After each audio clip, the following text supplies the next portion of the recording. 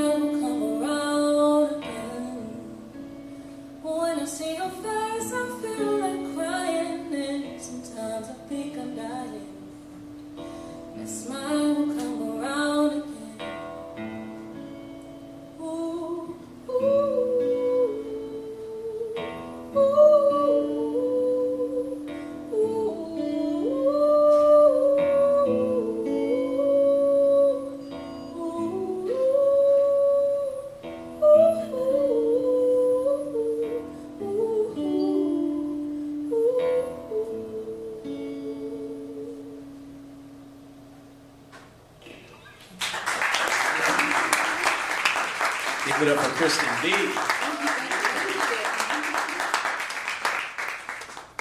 Sings a song like she's singing a bell.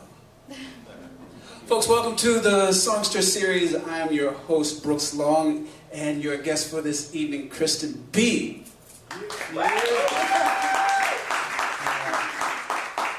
So I'll just give you a brief introduction to the series itself. We started it with a guy named Warner Williams. Warner Williams lives in Tacoma Park, Maryland, and he's known as the last living songster. What is a songster? That is a person that plays songs. And lots of them, a wide range of them. This is what certain people from, an era before the music industry would call themselves when asked, like, who are you and what did you do? And there was a time when you didn't have to ask that. There was a time where if you wanted to hear a song, any song, someone had to play it for you. So that someone had to know a wide variety of material. And that's how a great many musicians made their living, playing on the streets and wherever else, for all kinds of people coming from everywhere.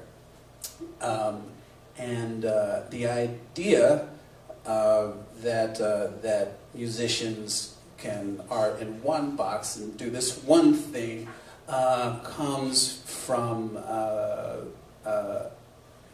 sales point of view with the music industry, and also some misunderstandings with folklorists and things like that. But anyway, the Songster series is about breaking through that. It's about showing people that Warner Williams is not the last living songster, as awesome as he is, but there are people who are wide-ranging and of wide depth among you today, right now in Baltimore City. And one of them is Miss Christen B. Yeah.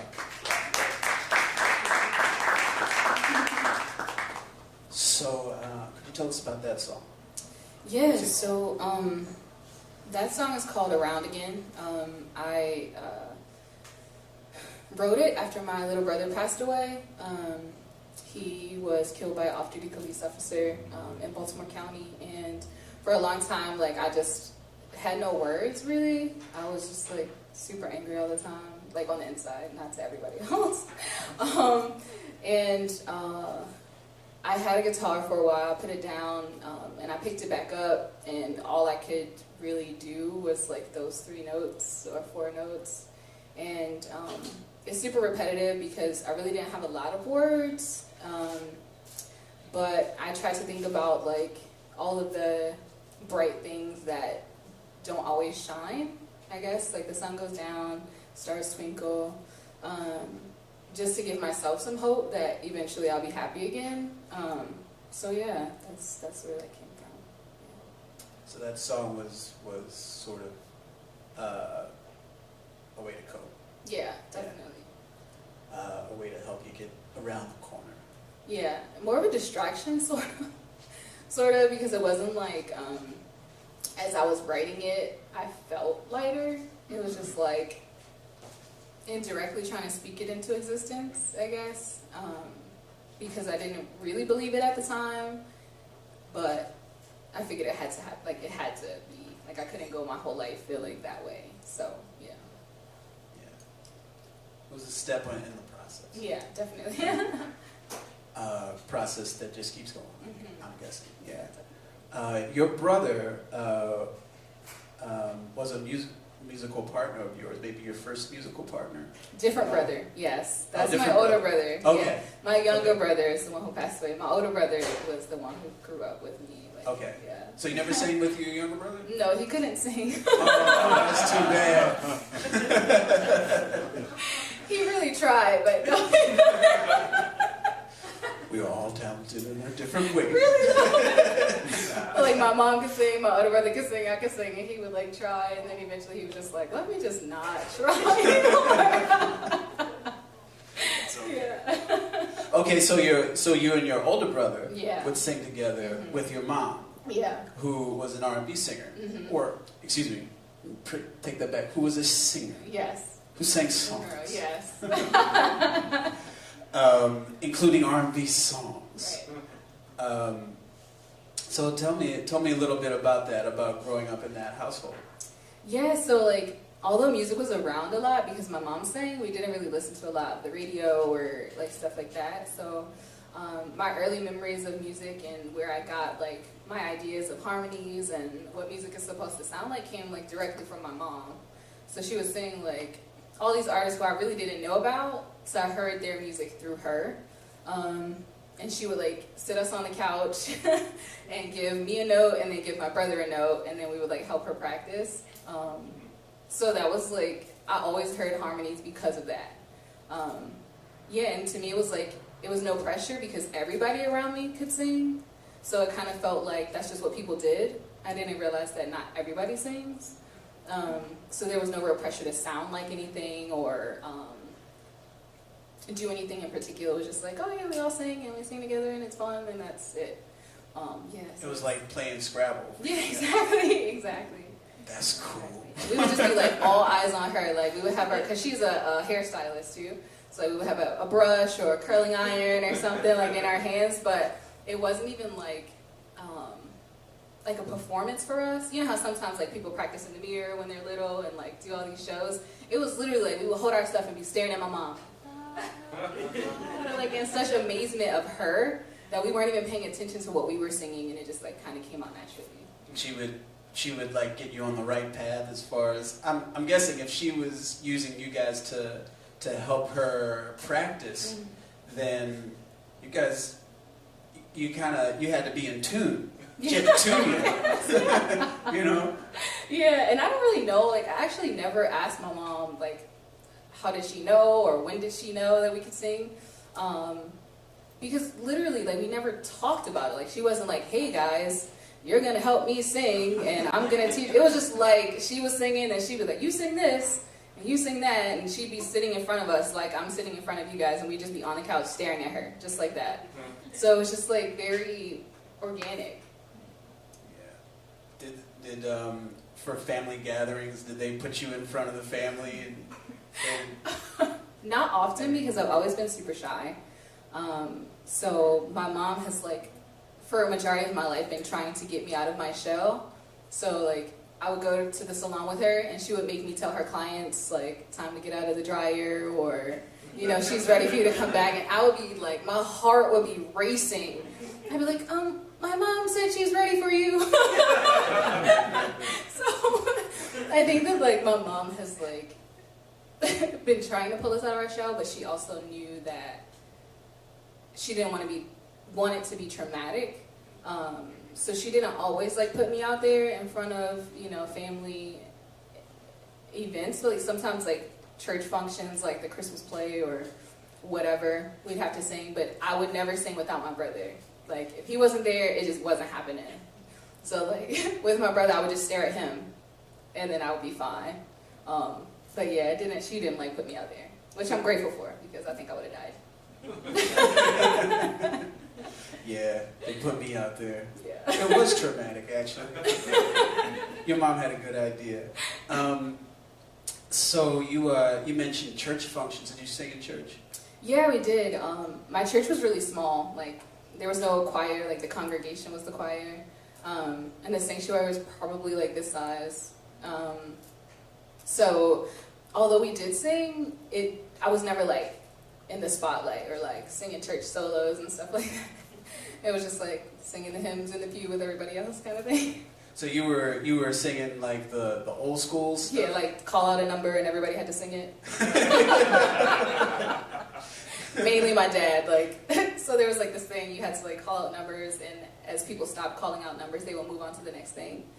So I would never call out a number. Most people would kind of like slow down on calling the numbers, but my dad, like, he like a lot of numbers. Yes, like that was his release or something, and he can hold a note. Like he's not like, you know, like a solo singer or anything. And he really enjoys it, which I think is very funny. But he just would not stop calling numbers. Like we're like, dude, like everybody else wants to go home. 127. Exactly. So they'd be like, you hear the pages turning all slow, like.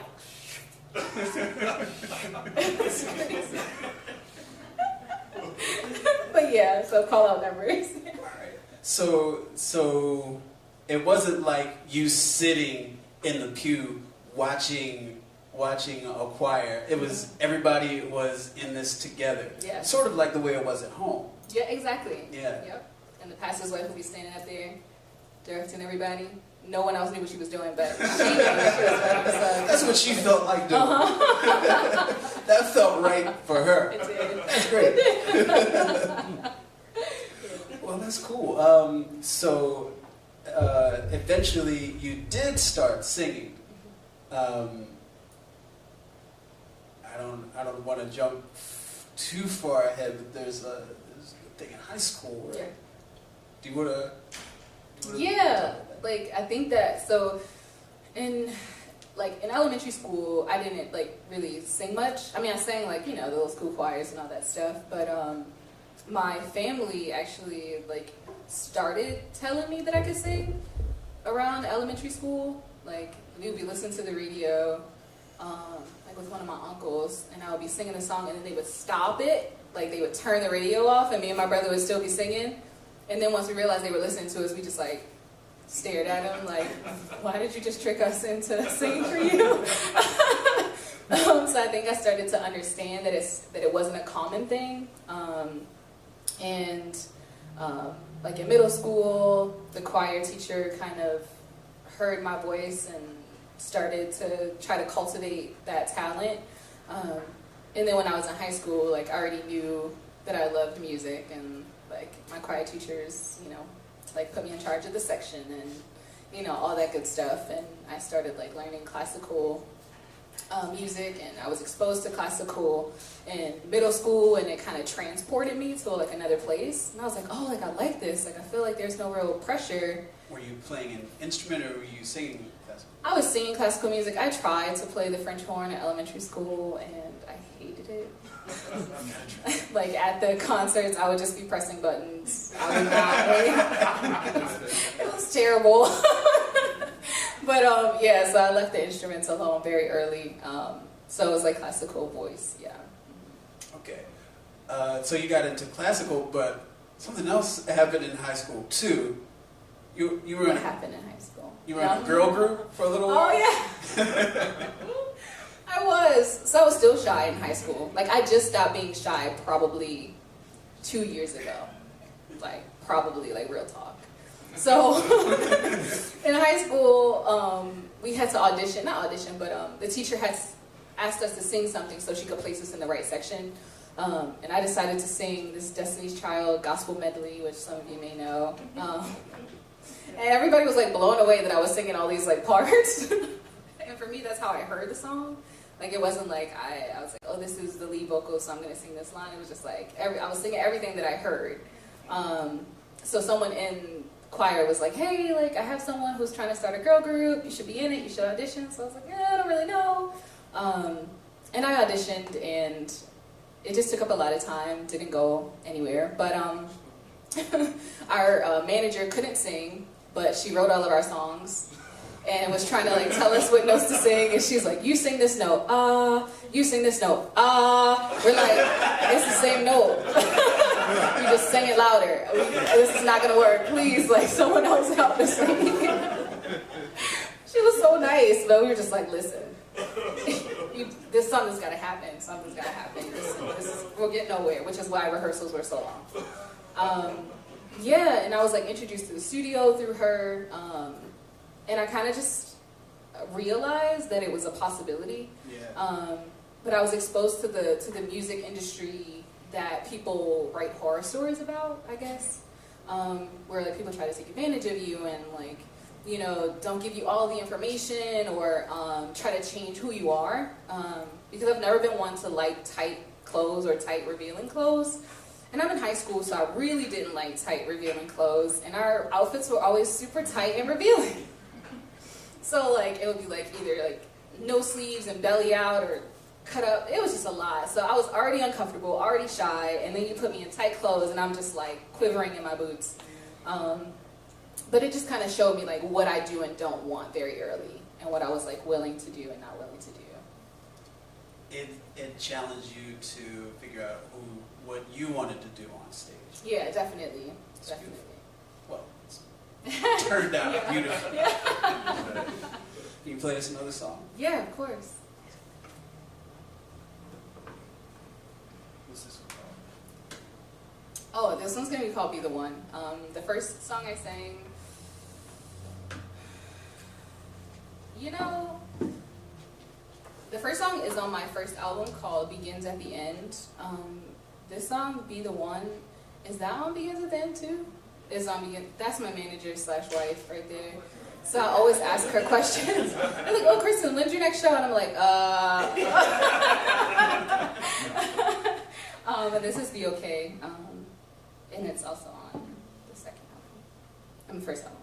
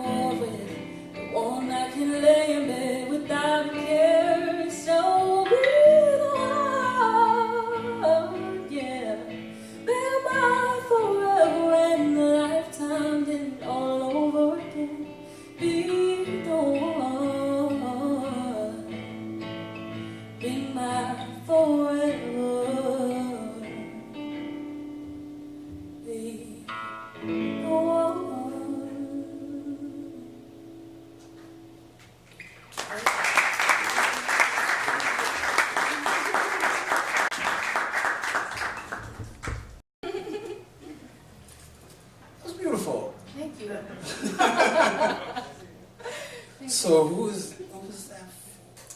That's for this girl. No, that's for her. It was for my wife. I wrote it because for like all of my dating history, I had never given like everybody my all. Just, you know, for protection and, you know, maintain my composure. But with her, I had no real choice. Like, it kind of like gave itself away. So I was like, look. She's proud. Right. That was my song to her, to be like, listen, like, this better be it. Like, I hope it's real because you got all of it. So if you break my heart, I don't even know what I'm going to do because I've never had that feeling before. So I was telling her to be the one, pretty much. Like, she has no option, no. You go do this. Right. But you say it in a nice way. It doesn't sound threatening at all. Right.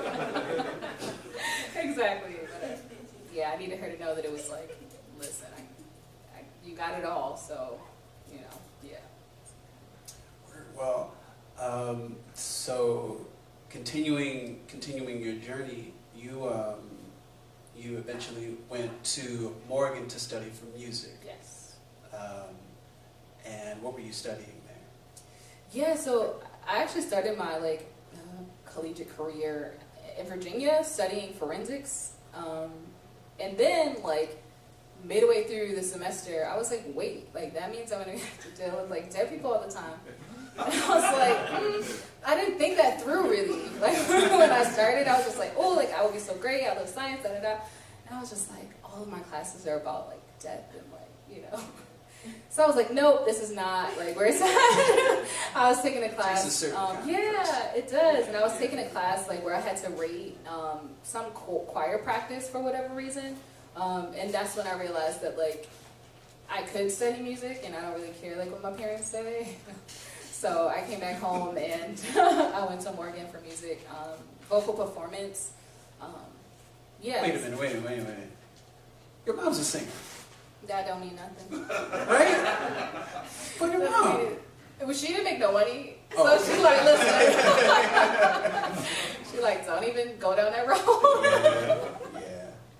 And my dad's like, I think you're great, Teenie, but do something else. Pretty much. But what's your job gonna be? Right. Exactly. Yeah. No. So You get it. Yeah. So you started music. Did you start studying music down in Virginia, or did you came back? I came back for other reasons, mainly because I didn't have any more money. So when I came back home, I applied to Morgan, and you had to audition, and I was a little nervous because I had never sang or auditioned in a classical way. So I was asking around for help, and they're just just sing whatever. So I was just all right, fine. I don't remember what I sang. It's probably some gospel song or something. And then that the rest was really history. Got in, got a scholarship. This is done really well. I guess. Yeah, some money. Yeah. Nice. Yeah, I was grateful for that, definitely. Yeah. So what were you studying there?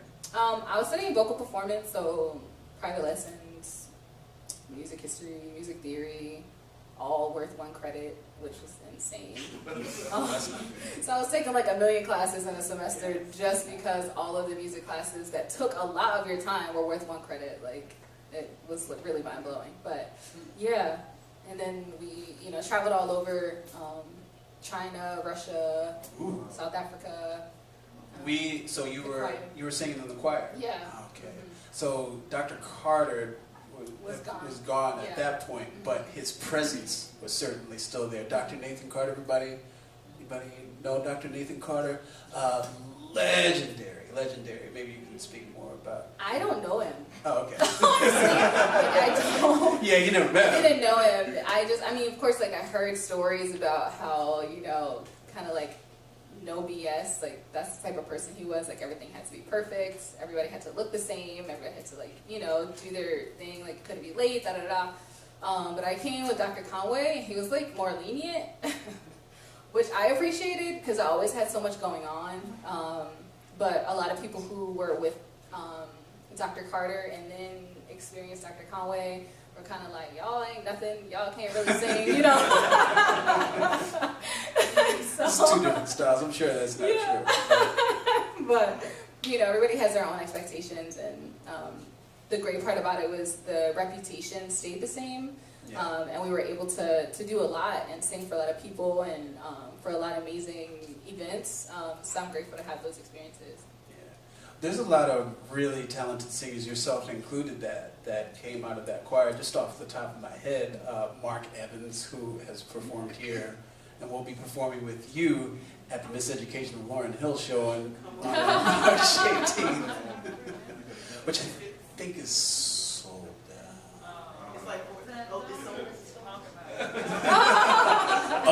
It's you've already, I'm sorry. But Mark Evans, Michelle, I can't think of Michelle's name. But anyway, there have been a number of great singers to come out of that choir. My choir director back in City College, Linda Hall was actually taught by Dr. Carter, and she was pretty much the same way. Yes, I've she heard. inspired terror. I'm talking about, like, we loved her somehow, but we were massively afraid of her. And if you like sang a wrong note, you may well see a high-heeled shoe coming towards you, like, but in a good way. But in a good way. We still loved her after that. Yeah, it was definitely a different style. But I could see how you were able to kind of be freer, maybe. Yeah, definitely. And that. No fear. Yeah, it's a good thing. All respect, but yeah, definitely. Yeah. So, as you were traveling, as you were studying music theory and doing all of that, were you thinking about what you wanted to do as an artist? They kind of felt very separate. So, while I was at Morgan, that's when I kind of discovered my songwriting skills. And like, there was a guy in the choir named Tay who played piano. So like during breaks, or like between our last class at 12 until choir at like 3 or whatever, we would just be in the practice room, and I would like, I'm feeling really sad, can you play some sad chords? And then he would play a chord, I'm like, not that sad chord, maybe another sad chord. And then once he found, did one that I felt, I would just start freestyling. And that's how like most of my early songs came about. And it was kind of interesting to have that self-discovery, to be like, like there's more than freestyle rapping, which I didn't know. And it came so freely, so naturally, and all I needed was a chord that spoke to my soul, and it just like poured out whatever I was feeling, whatever I was going through. So it definitely allowed me to see that I do have a talent, I guess, but it didn't. Morgan wasn't like preparing me for a solo career, and it almost like made me stop singing, just because like you had to sing for a grade, and it's like, you gotta do certain things and sing certain songs. Luckily I had a new voice teacher. She came to Morgan when I came, so we were both kind of like newbies, and like no one knew what we were capable of, and no one knew like I guess like what we had. So we kind of like teamed up a bit, and like just like we're gonna do this thing together. So I think that she cultivated my confidence, and then the practice room cultivated my like songwriting and composing kind of skills. Okay. So she was kind of guiding you along the process. Yeah, but she really had no idea that I was like writing other stuff. Okay. She was just like the classical stuff. Yeah. So when you left, that's when, so you had a guitar before. Yeah. Right? Yeah. But when you left, and after your brother passed away, that's when you got really focused on it? Yeah, like it was a guitar in my vocal lesson room, and it was like super dusty, and like no one ever touched it, so I asked could I have it, and this awesome woman gave it to me. And I would like, play a couple of chords, and then as soon as I started really liking it, someone who will remain nameless started playing too. And if you know me, you know that like, I don't like doing stuff that other people do, especially that close. Like, if I'm like just getting like a passion for it, and then you get a passion for it too, I'll just like, fine, like you can have it, like I'll find something else to do. So that's really why I put it down the first time, because I'm like, it was like a constant competition in general, like our whole like relationship.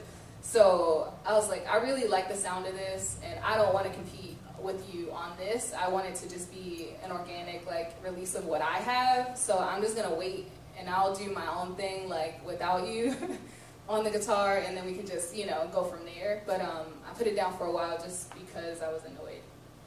I hear you. I hear you. Just, I mean, I picked up the guitar. There was already this dude named Jimi Hendrix. Yeah. But I decided I was going to try it too. Like, that's not your home. That's true. You know? That's true. That's true. Not to say no one has ever played guitar before, but you know, it can't be like. Yeah. I hear it. It's a different space. Yeah. All right. Well, you play us another song. Yeah. So this is on this. So should I just do it and then talk about it? Yeah, we'll talk about it.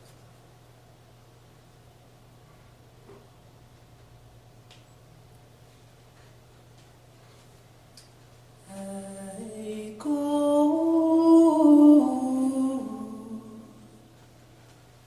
wherever the wind blows.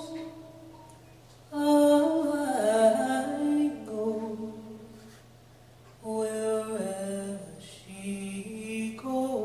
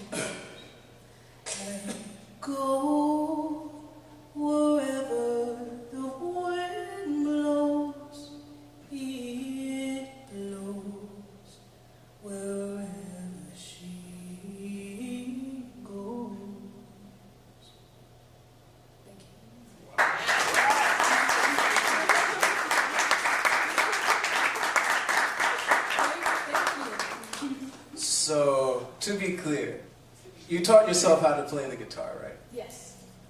So and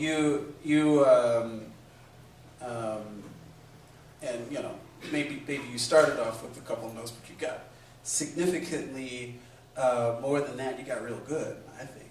Thank you, I appreciate it. But then, then you decided, well, let me see what this is all about. How did you get into, what is this? It's called a TC Helicom Voice Live Touch 2. It's like a vocal looper that you touch, and it has like effects and stuff. Instead of like the foot pedal or whatever that you typically use with guitar, yeah. Yeah. How'd you get into it? So I'm weird, y'all. So I really don't like expectations, right? So once I start doing something that I enjoy, once people expect me to do it, I'm ready to do something else. Like, it doesn't matter how much I loved that thing or, you know, how much I put into that thing. I'm like, all right, that's it. I'm on to something else. So I had a green guitar for a long time, and everybody's like, if I would show up somewhere that they expected me to sing, they're like, where's your guitar? And I'm like, at home. Like, what do you mean, where's my guitar? Or, you know, I would be singing something, and it was kind of just like, it was expected that that's all I could do. Like, that was my only sound, that's all I was capable of, that's all I would ever do. So they started putting me in this box, and it got very uncomfortable. So I was like, all right, I hear all this stuff in my head. It's way too much for me to teach someone without being able to pay them. So what can I do? So I started like Googling all this stuff, and I found Kimbra. Anybody know Kimbra? Oh, yeah. Yes, perfect. So she has this thing, and like she's been looping for like forever. And I saw her doing this like outside concert, and she was using this looper, and she was like doing everything like, you know, with the phone and the beats and all this, and I was like, that's what I want. So I went to Guitar Center, and I looked at all their loopers, like the foot pedals and everything, and I was like, that's a little too complicated. I just want something that's very like plug and play, visually my kind of thing. And I found it, and we dropped a lot of money on it. And it allowed me to create the way that I create, and kind of layer and play around with ideas. And it also allows the audience to see my creative process too. And I'm very like technical and like a perfectionist. So if you've seen me perform multiple times, you can sing with me, like in my creation, because I don't like switch it up very often, because it's my perfectionism. You know, like if I change it, it might not sound right. If I change it, I might, you know, do something that, you know, so I stick with what I've rehearsed and what I've practiced, because I know that it will be a direct reflection of what I want. And I don't leave a lot up to chance. So it was just like an amazing tool to be able to travel with and not have to, you know, worry about how I'm going to pay people or where people are going to sleep and can I feed them. It's like I don't have to, you know, feed or pay this machine. So until, you know, I'm able to, then this kind of is just like in the place. You're really, really good at it. Thank you. I noticed in that last song, you started the foundation of, well, at least the first thing that you looped was you singing a melody line, and then the second thing you did was you laid down a beat, and that beat and that melody line were on the same. They were on the same tempo. One wasn't too fast or slow for the other. In order to be able to do that, you really have no shit doing. Yeah. Yeah, definitely trial and error, folks. Yeah. And some serious talent as well. And the harmonies are beautiful, which I would imagine you've been refining that skill all your life. Yes. Starting with your folks. Definitely. I used to feel really crazy because I could hear it all in my head. I'm like, no, that's not it. Sing this one. And they'll sing like half a note below. And I'm like, no, that's not it. That's this one. So yes. I love harmony. So you say that now this was on your second album. Yes, this was on my second album. That was the first song that I wrote with the looper. It was the first one that I wrote without the guitar. And it felt really like fluid and like it was kind of repetitive and just kind of like put me in this like zone. So it just opened up a whole new world. Yeah, it's very hypnotic.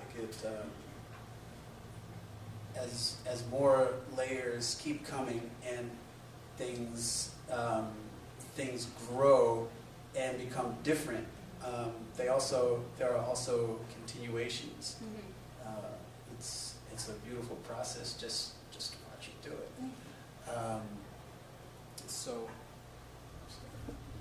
You also say that that's the first song where you explored your classical sound. Yeah. Can you tell us about that? Yeah. So my wife, right? You know, happy wife, happy life. I'm a firm believer of that. I never thought I would be. I'm like, whatever, but no, it's true. So she came to my senior recital, and this is before we even got together, started dating or whatever. She came to my senior recital from college, and that was like all she wrote. She's like, oh my gosh, you're an amazing classical singer, sing it all the time. And I'm like, first of all, I don't want to. Right. Second of all, like, the audience, not that I can't do a full classical set, but I don't want the pressure of either.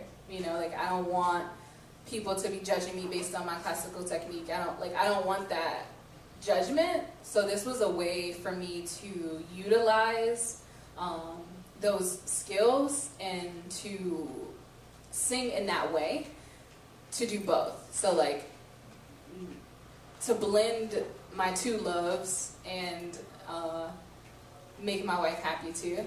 Although Brooks was like, can you sing a classical song? And when I told my wife that, she was like, oh, he gets to request songs.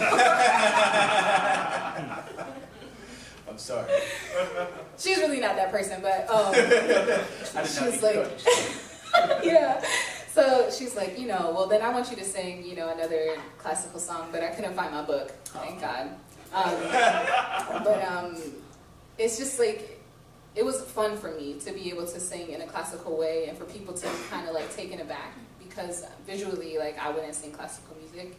And if you hear like a different song in the beginning, you don't expect me to sing classically in the next song. So it was just a great way to kind of like do a wow factor or something like that. Yeah, well, I think it's really cool for you to show off, you know, your influences through what you do. Yeah. that works. And you, I was hearing so much of what makes you you in that song. You that was basically like a choral arrangement that you had going on in that song. It's like, can you play another song? Yeah, definitely. All right. Do you want to talk about it first, or do you want to? No. Let's good.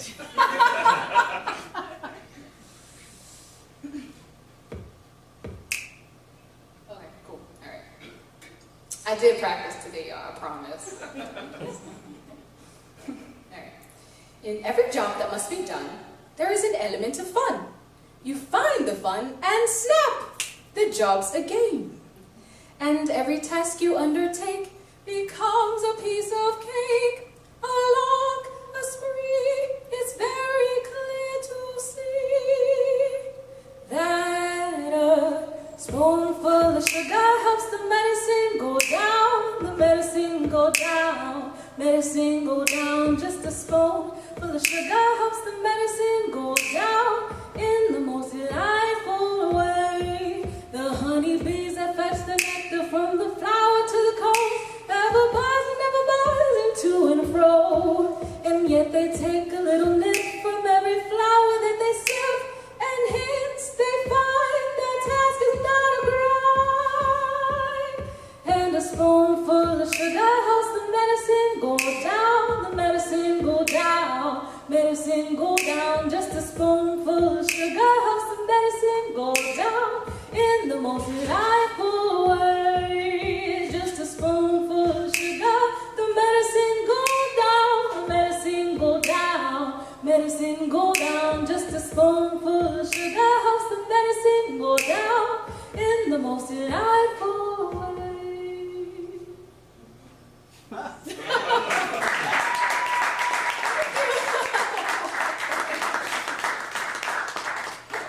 Did you write that? Is that original? Yes, I wrote it. It's mine, though. That's a Mary Poppins, Full of Sugar. How'd you think to do that one? My wife, again, y'all. I'm telling you. We're in Italy, and I very rarely post videos just because of the expectation, again, y'all.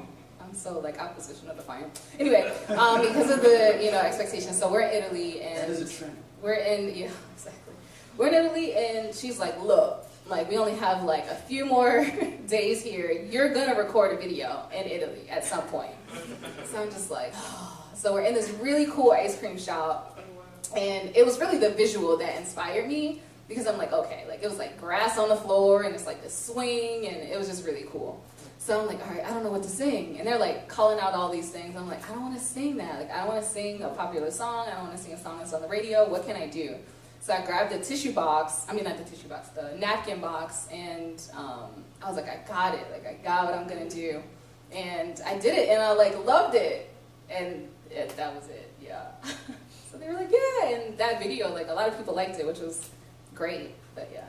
But that song was kind of already in there. Yes. Yeah, for a long, long time. Yes. So you grew up singing lots of musicals as a kid, right? I did. I grew up watching a lot of musicals, and I don't really sing along when I watch them because I fell in love because they sang it, So I'm watching it to listen to them sing it. So honestly, I didn't realize that I internalized those songs. I just really loved them. I would watch them all the time.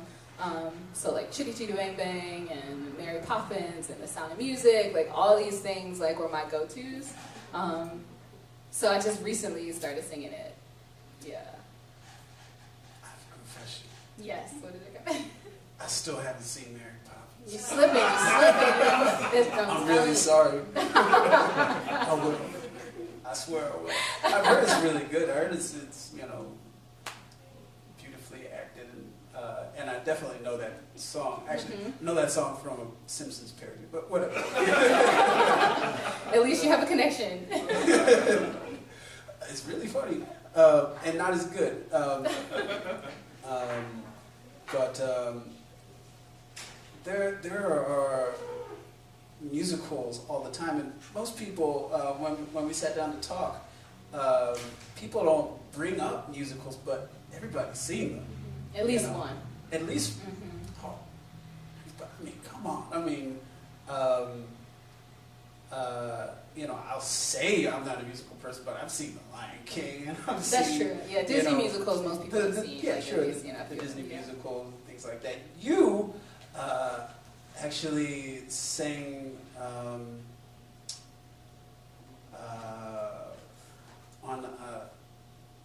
You didn't sing on the soundtrack for it, but back in the day, you sang a song on Prince of Egypt. Oh yeah, yeah, Yeah. When I was in elementary school. Yeah. Yeah. Yeah. Did they do the thing where they just play the tape and say, "Here, sing that"? No, actually, my elementary school music teacher was amazing. Oh, cool. I didn't even hear the recording in class ever. I had seen the movie, and that's the only way I heard what it was supposed to sound like. But yeah, she So back in elementary school, your teacher was teaching you musicals. Mm-hmm. That's awesome that you've never heard. Mm-hmm. That's really cool. And so that helps build your makeup. How would you say that that has inspired you? Has it inspired you? That particular experience? Well, no. I mean, musicals. maybe yes, but yeah, in general. Yeah, I am very compartmentalized in my brain, at least. I'm sure it all kind of comes together at some point, but I feel musicals were my escape. So if I was stressed out or something was going on, I could turn on a musical and just be zoned out. Nothing else would matter. So I didn't ever really think about the fact that it plays a part in my music. But I guess it does. It just kind of allows my mind to explore further than I guess it would otherwise. like it depends on what you're exposed to. So if I was never exposed to musicals or never exposed to classical music, it probably wouldn't show itself in my music at all. So I think it just makes me a little bit more dynamic, or it allows me to play with more ideas within what I do. And like I do eventually like want to be in an actual musical. Like that's like one of my ultimate goals, to be on like a Disney voiceover or whatever. Yeah. Your melodies, I hear sometimes they have some big swoops going on there, like a lot of musicals. There's this da da da da da da da da. Not a good detail, but yeah, you're willing to go there because, or I don't know what it's because, but you've been exposed to these elements. Currently recording your third album, right? Yes, yes, in short, to answer the question. I just finished scoring music for independent film, and that kind of sparked the third album. I had the idea, I had the title really for a while, but it wasn't until like I had to make the music, like I had a deadline, and I was like, oh, like, you know, I really like this, I want to put it on to the next album. And oddly enough, during that time of creating music for the movie, I was exposed to other things that helped me in creating songs for the new project. So I'm really excited about it. It's like a blend of, you know, love and pain. It goes like in depth of like what happened to my brother, which I've never done. Like I've never been like ready to like really talk about it, or I was afraid of like what backlash there would be, or how people would feel, but like I'm at the point where I really don't care. You know, it just this is just truth, you know, like I'm not, you know, fudging any of the details, it just is what is. So I'm just excited because it's like so much that's gonna be happening in it. I was telling my wife that I really desired to kind of have this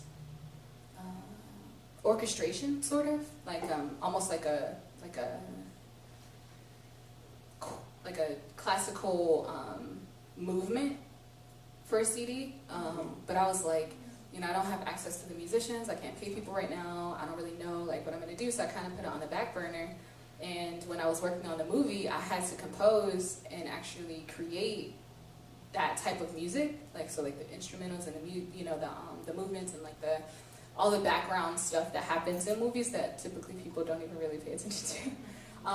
But that showed me that I can do it. Like I don't need to like hire anyone or do anything outside of what I had already done. And without that experience, I wouldn't have had the courage, I guess, to create something that I felt was so big in my brain. But it just like, the universe always just makes it just brings you what you need. And if it's not there, then you don't need it just yet, you know? So yeah. I'm like really excited about this, yeah. I can dig it. The movie, first of all. So you're scoring a movie. Yeah. That's really cool. Thank you. What's the name of the movie? Water in a Broken Glass. It actually premiered on March 1st. Okay. Yeah. Oh, right. Gotcha. How was the premiere? The premiere was great. It was like crazy. Like to actually be like in something. Oh, thank you. Hey, we can clap for that.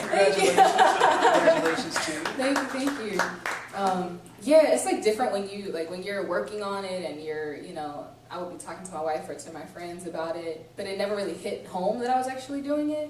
And I was when I tell y'all, I was working from sun up to sundown for real. Like I had like a killer headache when I was done. I like didn't look at the computer. I didn't sing. I didn't write for like a minute.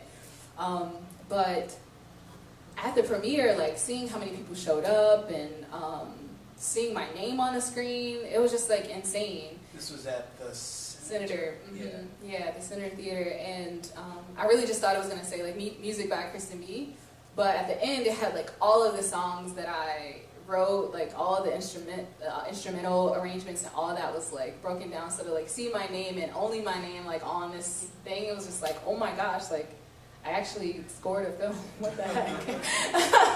Film number 1. So, yeah, I'm actually working on another one now, yeah. Oh, nice. What's that one called? Actually, I don't even know. Like, the person's in Texas, like in Houston, and I'm doing like I'm not scoring the whole film. I'm writing 3 pieces for her film. But it's just amazing. Like, it's something that I wanted to do but was afraid to do. And they kind of just like put it in my lap, like, hey, can you do this? And I'm like, well, universe, I said I wanted to do it, so I can't say no. And I was like stressing about it. Like, for the first month, I didn't do anything. I was just like looking at the computer like, what the heck? Did I just sign myself up It's for? called brainstorming. Yeah, sure. It's brainstorming month. Yeah. But it ended up working out perfectly, yeah. It's beautiful. Thank you. So what's the name of your upcoming album? The name of my upcoming album is Good Grief. Do you have a release date? May 9th, which is my brother's birthday. So Okay. I released my first album on May 9th, and then this album will also be released on May 9th. Beautiful. So could we hear a song from there? Yes. Quiet your mind and close your eyes. Let's go to a place very deep inside, where truth of life you wanna find, and peace resides waiting for you to realize. So live your life on purpose, with intention in mind. Don't let no one take away your peace or your smile. No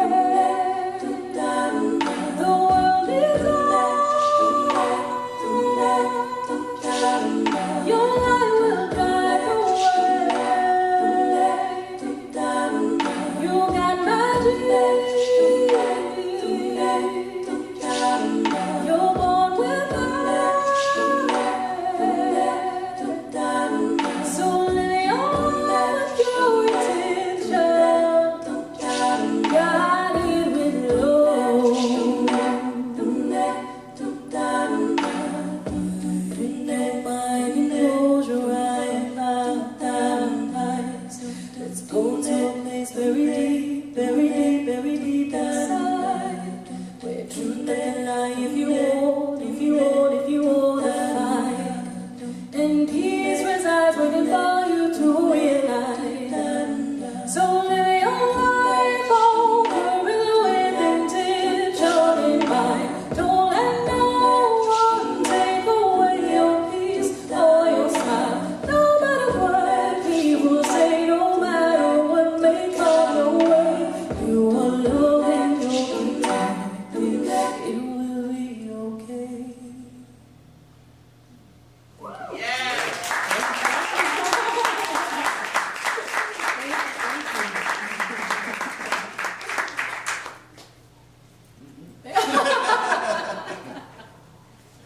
Yeah, that's beautiful. Thank you.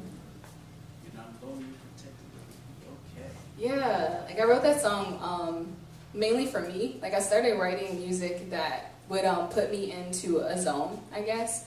I found myself a lot of times like rushing, I guess, like and not really taking time that I needed to get into a place of peace within myself before I performed. So I was like, let me just start writing some stuff that like makes me center myself until I'm able to just like do it on my own.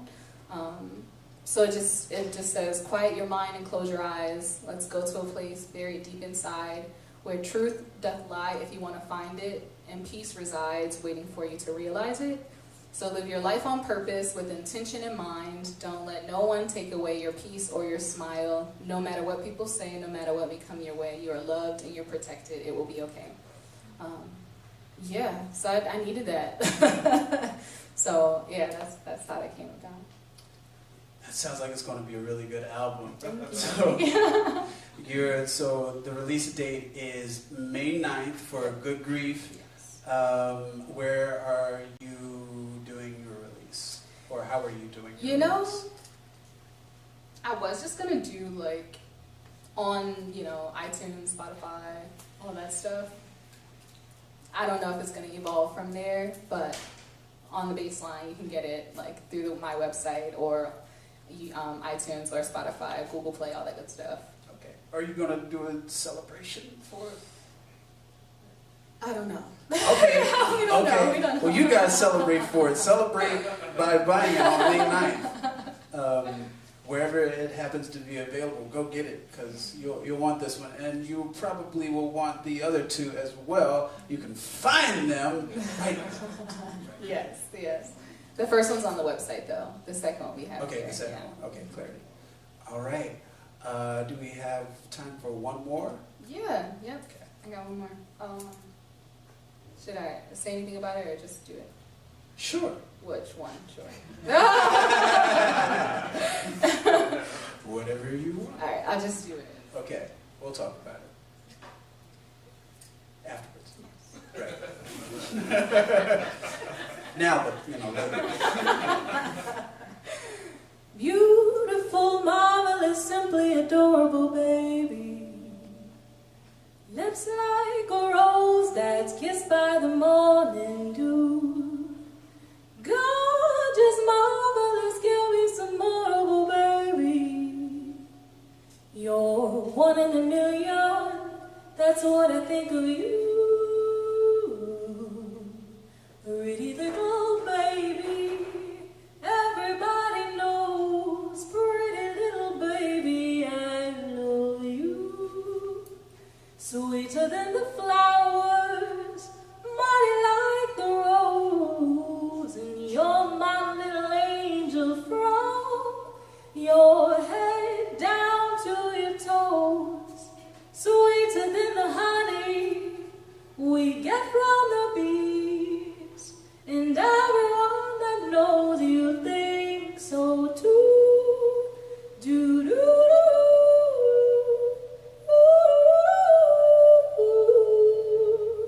Pretty little baby, oh, I'm in love with you.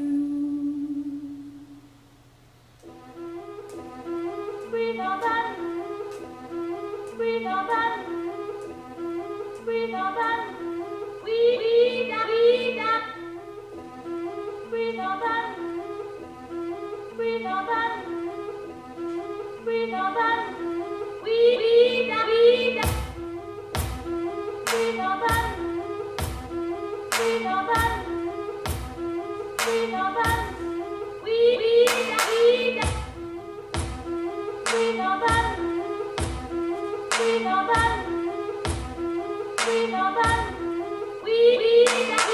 Beautiful, marvelous, simply adorable, baby.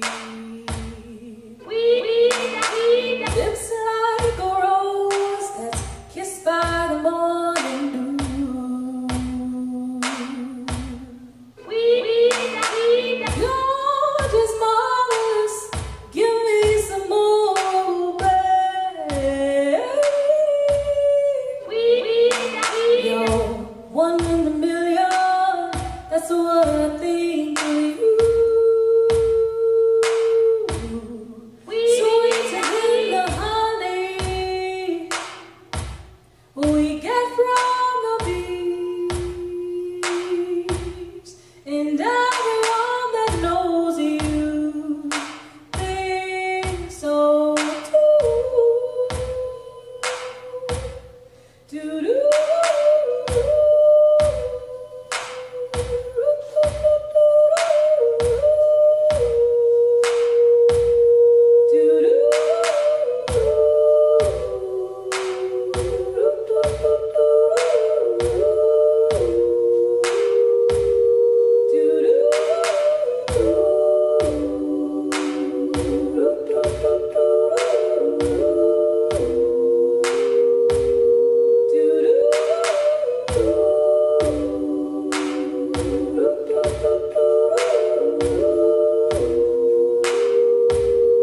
Pretty little baby, oh, I'm in love with you.